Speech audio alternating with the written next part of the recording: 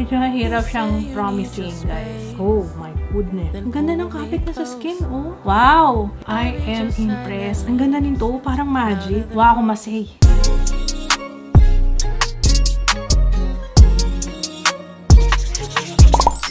Hello everyone! Welcome back sa ating channel. Ang daming nag-request nito nung nakaraang video, Upmake. So, andito na yung aking package.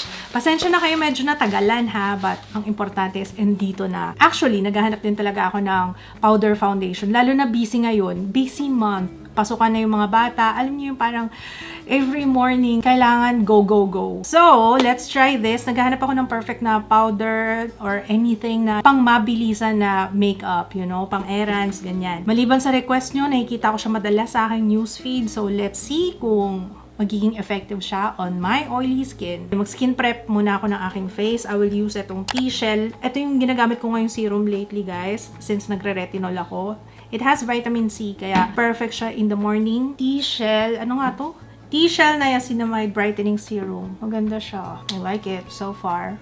Siguro mga 2 weeks ko nang ginagamit to. Sunscreen, I will use Sola Aqua Serum Sunscreen. Perfect for oily skin to. Itong ginagamit ko ngayon, alam ko na yung performance on my skin. So, alam ko na hindi siya magiging ganun ka-oily. So, kumbaga, alam ko na yung capacity niya. Capacity! Alam nyo, honestly, mas maganda nga na meron kayong skin prep talaga. Yung meron kayong ina-apply muna on your face para may pagkakapitan yung powder. Kasi kung skin mo lang yan, so wala kang anything underneath, tapos wala i-grip yung product. So, mas maganda mag-moisturizer or at least sunscreen, okay? 3 shades yung kinuha ko kasi 20 shades yung available, lahat-lahat. I'm hoping and praying na sana man lang may tumugma.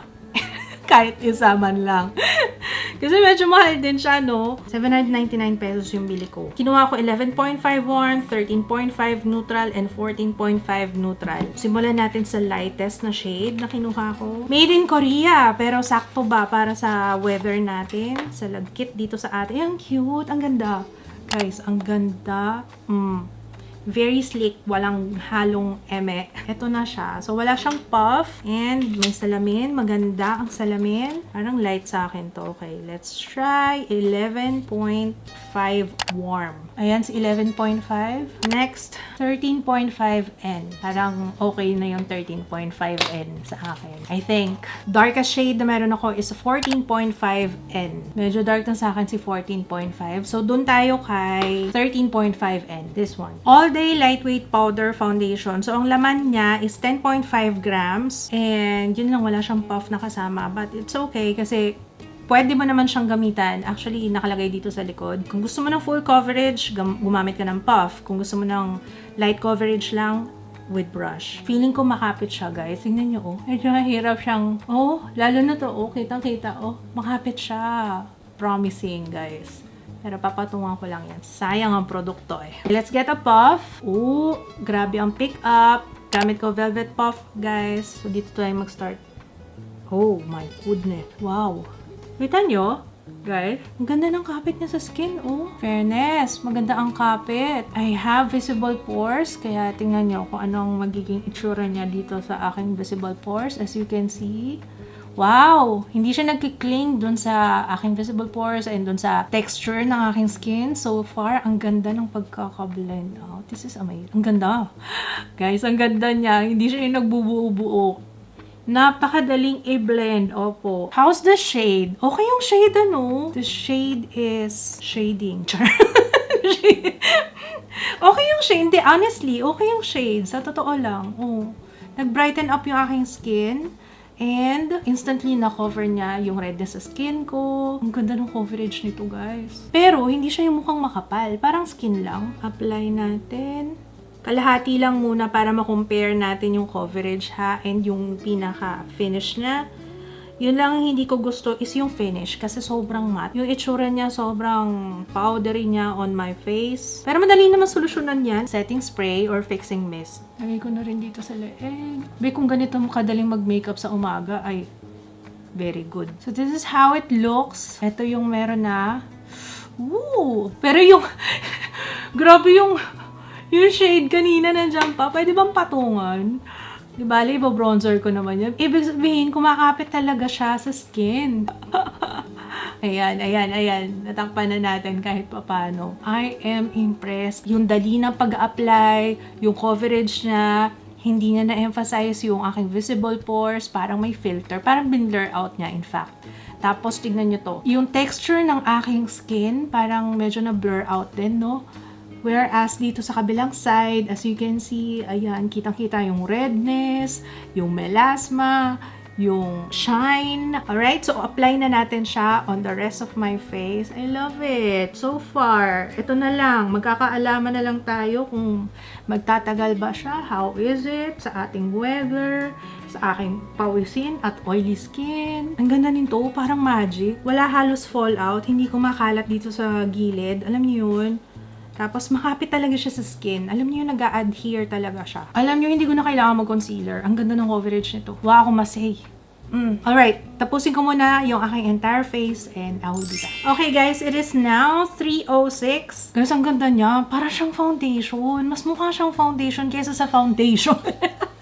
I mean, sa liquid foundation, mukha siyang liquid foundation. Tingnan niyo naman, plakadong-plakado yung makeup ko ngayon. Ang ganda niya. Kahit hindi ako mag-concealer, tingnan niyo ang perfect ng pagkakatakip niya. Ang dami kong acne marks dyan sa baba. Tapos, ang daling i-apply ng blush, ng bronzer, powder blush, powder bronzer. Yun yung gamit ko. Powder contour. Hindi na ako gumamit ng cream kasi, oo nga no, sayang sana gumamit ako para at least na-try ko. Pero anyway, pag nagmamadali ka naman talaga, ako pag nagmamadali ako, wala na akong time sa liquid. More on powder kasi yun yung mas mabilis i-blend sa true lang. So ito yung ating face. Ang medyo concern ko lang ay sobrang powdery niya tingnan. If you look up close, sobrang powdery niya talaga. Sa totoo lang. Okay. Madali naman solusyonan yan. I will get my Get Ready With Me All About That Base Hydra Mist para medyo mag-melt naman sa skin. You know, yung powder. Okay guys, babalik ako mamaya for an update and tingnan natin siya on natural lighting, okay?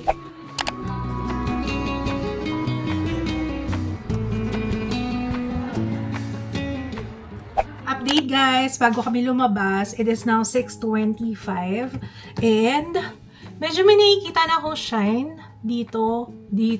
So, dahil dyan, mag-blot tayo before tayo gumora. Magmamall lang naman kami. Konti lang. So, anyway, 2 oras pa lang ba nakalipas? Tatlo. Medyo may shine. So, konting-konti as in, ayan lang. Yan lang yung nakuha ang oil sa aking skin. Konti lang yan. So, in fairness, sa 3 oras, scary siya. Pero tingnan natin pag lumabas na tayo. Yun talaga.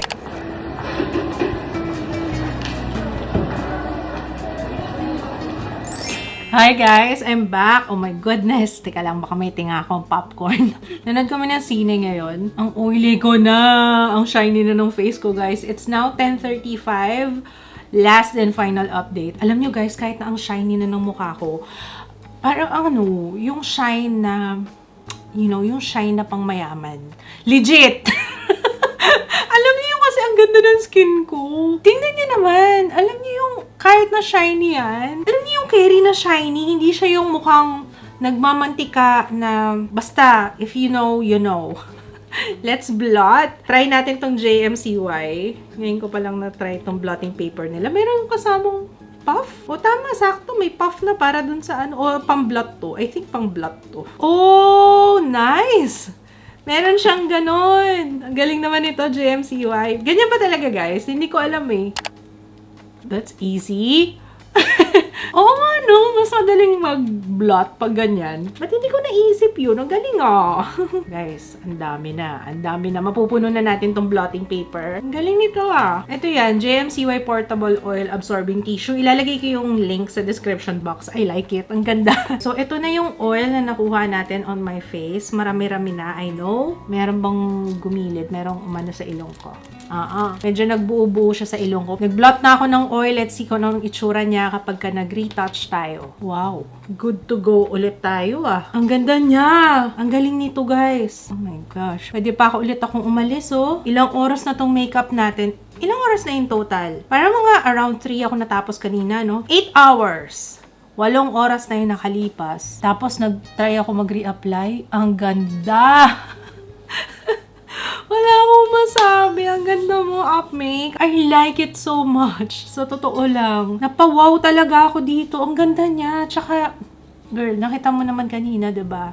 the coverage. Para ako nag-foundation talaga, as in liquid foundation. Pero powder foundation lang. Tsaka iba yung kapit niya eh. No? Iba yung kapit eh.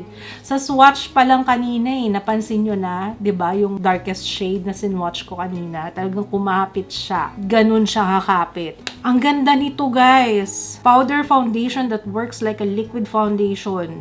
Grabe. I like you. Mukhang madalas kong magagamit to. Sobrang dali niyang i-apply. Kung kailangan ng mabilisan na makeup, for sure, madalas kong kukunin to sa aking drawer. Kasi, ang ganda niya. Yung coverage, yung oil control, at saka yung itsura niya on my skin. I wouldn't say na skin-like siya, guys, ha? Kasi, actually, parang nga siyang liquid foundation, eh. Ang ganda talaga ng coverage niya. Yun nga lang, ang downside is very powdery yung itsura. So, if you have yung mga ganito, yung mga mist, or any setting spray or fixing spray you have, kailangan nyo i-fix yan kasi nga sobrang powdery nga lang yung itsura niya. But other than that, wala na ako ibang, okay na, okay sa akin to.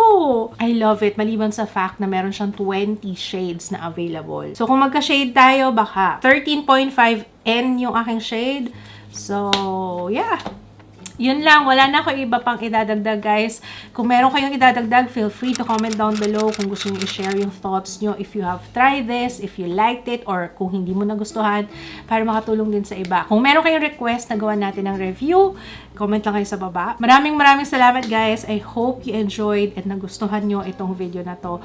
Kung oo, don't forget to thumbs up. At kung hindi ka pa nakasubscribe, make sure to subscribe. I will see you again on my next one. Bye! It's feeling like a cold dark wind and the sun still behind the trees. Yeah. She asked me if I had another minute.